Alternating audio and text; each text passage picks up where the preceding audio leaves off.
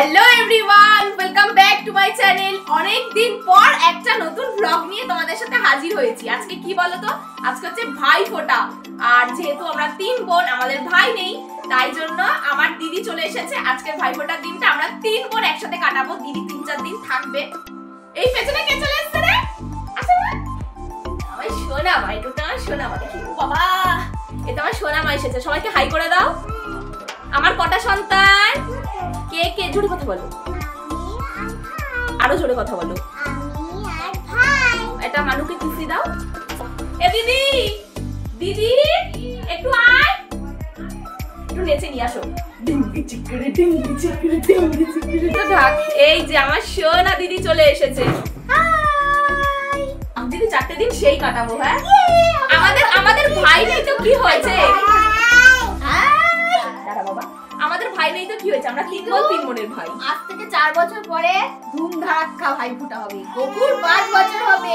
তোমাদের সাথে পরে কথা হবে। না, পরে কথা হবে না। পপি এখন খাবার বানাচ্ছে, ওটা দেখাবো তোমাদেরকে বলি। হ্যাঁ, ইমা কোথায় নাগেটস গুলো? কই? ও আচ্ছা, দিদি এই যে আসার সময় চিকেন নাগেটস নিয়ে এসেছে ওদের ওখানে মোড় থেকে। চিকেন নাগেটস তো হচ্ছে শুধু এটা চিকেন উইংস। ও যাই হোক, ওই আছে মানে যেগুলো পাওয়া যায় ফ্রোজেন খাবার দাবার, ওই ফ্রোজেন খাবারগুলো নিয়ে এসেছে। গাড়িটা ওর মা কিনে দিয়েছে বলে এই গাড়িতেও বসবে। তুই বসতে পারিস? এটা একদম ছোট বাচ্চার গাড়ি। কি অবস্থা! খুলছি, বেশি বকে।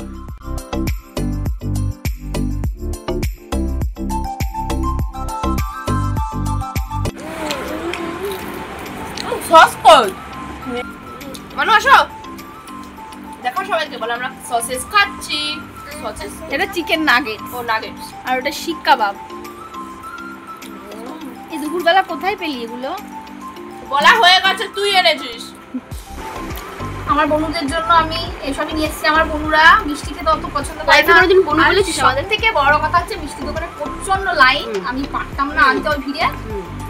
ভাবছিলাম এগুলো আনতাম, মিষ্টিও আনতাম, কিন্তু এত লাইন দেখে আমি একা একা পারিনি। এগুলো ওরা বেশি খুশি হয়। এবার আমি নিজেও তো ভালোবাসি। হ্যাঁ ঠিক আছে, সবাই মিলে এবার এখন এটা এনজয় করি। হ্যাঁ, অফ করে। একদিনকে বলেছিলাম মনে আছে, আমার দিদিদের তো জামা কাপড়ের ব্যবসা। ও আমাদের মনে নেই। এত এই যে দিদি মানে এক বস্তা জামা কাপড় নিয়ে এসে দেখো। এই এখানে রয়েছে, এই এখানে রয়েছে। আমার ছেলে কবে পরে শেষ করবে আমাকে একটু বোঝাও তোমরা। তো এই জামা কাপড়গুলো আমি এখন গুছিয়ে রাখছি। এগুলো অ্যাকচুয়ালি বাড়ি পরার জামা। বাড়ি পরার জামা কিনতে হয় না। আমার ছেলের 10-15 বছর পর্যন্ত বাড়ি পরার কোনো জামা কিনতে হয় না। মা, তোমার প্রেসারটা অফ করো তো। আমার মা জননী তো সকাল 5টায় ঘুম থেকে ওঠেন, উঠে সব কাজ করে ফেলে। আমার আর পপির জন্য কোনো কাজই রাখে না যে আমরা কাজ করব। তাও মনার টুকটাক জামা হয়, তো সেগুলো আমি কেচে দিয়ে ওপরে মেলে দিয়ে এসেছিলাম। ভাই নেই তো কি হয়েছে, ভালো মন্দ খাবো না, তাই আজকে ভাইফোঁটার মেনুতে কি আছে তোমাদেরকে দেখাই। এই যে এখানে রান্না হয়েছে আমার মার আর দিদির প্রিয় ইলিশ মাছ বেগুন দিয়ে ঝোল। আর এখানে আছে হচ্ছে ইলিশ মাছ ভাতে। এটা হচ্ছে আমার প্রিয়। পপি, তুই ইলিশ মাছ ভাতে খাস?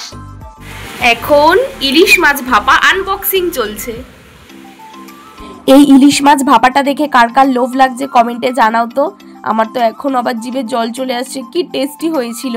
মানু, কি খাচ্ছ? ক্যাম্পা না, এটা ফান্টা। আর চায়ের কাপে কে দিয়েছে তোমায়? ও আচ্ছা, আমি ওকে চায়ের কাপের মধ্যে ফান্টা দিয়েছি। ও গ্লাসে দিলে পুরো ভর্তি করে চাইবে। আর এটা খাও, কি ভালো নাকি? পুরো দিদি আর ভাই এক, মানে ও আর আমার ছেলে পুরো সেম। এই ক্যাম্পা দেখলে আর মানে ঠান্ডা দেখলে নিজেদেরকে কন্ট্রোল করতে পারে না। এতক্ষণ লাগছিল কাজের বুয়া, হয়ে গেলাম কাকাতুয়া। কি মজা করলাম, কেউ কিছু মনে করো না। তো এখন একটু সেজে গুজে রেডি হয়ে নিয়েছি। কোথায় যাব বলো তো? নৈহাটি বড় মাকে দেখতে যাব। দিদির হাতে ক্যামেরা ধরিয়ে দিয়ে বললাম আমার ফুল লুকটা একবার সবাইকে দেখিয়ে দে। আর এদের কাউকেই নেব না, আমি দীপের সাথে যাব। আর এই চুড়িদারটা কার বলো তো? আমার বোনের, মানে হচ্ছে পপির। ওর কাছে খুব সুন্দর সুন্দর জামার কালেকশন আছে। আগে আমি মোটা ছিলাম তো, তাই আমার গায়ে হতো না। এখন রোগা হয়েছি, ওর সব জামা আমার গায়ে হয়ে যায়। আমি খুব খুশি, আমাকে আর বেশি শপিং করতে হবে না, ওর জামা পরে পরেই ঘুরবো। আমি এই প্রথম বড় মার দর্শন করব, এর জন্য এক্সাইটমেন্টটাই আলাদা। এই প্রথম শুধু বড় মার দর্শন না, আমি আমার জীবনে এই প্রথম নৈহাটিতে আসলাম। ভাবতে পারছো আমি কিরকম পাবলিক।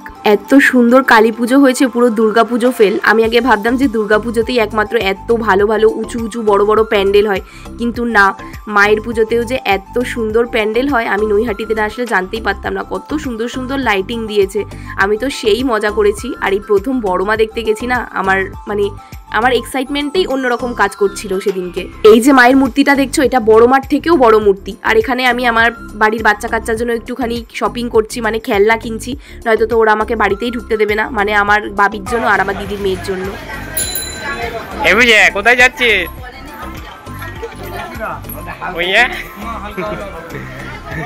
সুন্দরী যাচ্ছে হেঁটে হেঁটে। এ ভাই আমি চিনবো তো গ্যারেজ? দাদা এই গলিটা চিনিনি, দাঁড়া এখানে একটা ছবি তুলে নে তো। ছবি তুলবো? আমি তুলবো না, চিনবো নাকি গ্যারেজ? কিছু বলার নেই আমার আর, আমি চিনি, দুজনেই কিচ্ছু চিনি না। যত বড় মার সামনে এগোচ্ছি আমার হার্টবিটটা বেড়ে যাচ্ছে। এতদিন ফোনে দেখতাম, আজ সুযোগ এসেছে বড় মাকে আমি চোখের সামনে দাঁড়িয়ে দেখব। মানে আমি খুব এক্সাইটেড ছিলাম, আমার খুব ভালো লাগছিল। বড় মা দেখতে যাওয়ার পথে এই দাদাটার থেকে একটা একতারা কিনেছিলাম আমার দিদির মেয়ের জন্য। আর এই একতারাটাকে আমি দোকানে বারবার বলছিলাম তানপুরা, আর ওই দাদাটাও হাসছিল আমার কথা শুনে। ফার্স্ট বড় মা দেখতে এসেছি, তাই কপালে বড় মার টিকা তো দিতেই হবে। ও দিয়ে নিল, আমিও দিয়ে নিয়েছিলাম। ভিড়টা দেখেছো একবার? আর আমি বারবার ভাবছিলাম ওই স্ক্রিনে আমাকে দেখাবে তো, বাট ড্রোনটা না আমাদের সামনে আসছিল না বলে স্ক্রিনে আমাদেরকে দেখতে পাচ্ছিলাম না। সব ভিডিও ঠিকঠাক করলাম, বাট বড় মার সামনে গিয়ে না ফোনটা শর্টে যেভাবে ভিডিও করে আমি ওইভাবে ধরে ফেলেছিলাম, এর জন্য আর ভিডিওটা এখানে অ্যাড করতে পারলাম না। বড় মার সামনে গিয়ে তো আমি কেঁদেই ফেলেছিলাম, মানে আমার এত ভালো লেগেছে। আর ভয় লাগছিল বেশ বড় মাকে দেখে। আর তার বড় মাকে দেখে একটু ফুচকা খেয়ে আমরা বাড়ি চলে এসেছিলাম। খেয়ে হজম করে ফেললি, দেখ দূর দূরান্ত থেকে মানুষ বড় মার প্রসাদ পায় না, আমি নিয়ে এসেছি তোদের জন্য। এই গুলটু সর, জামা পরে না কেউ, প্যান্ট পরে না, দাও এর মুখে দাও। ওমা নম করছে, মা নম করেছে। কি রে, মনে হচ্ছে তো পটি করতে বসেছিস।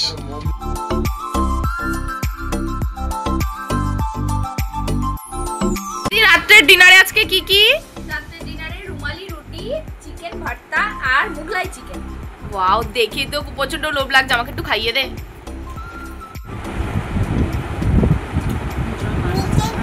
দারুণ দারুণ লাগছে।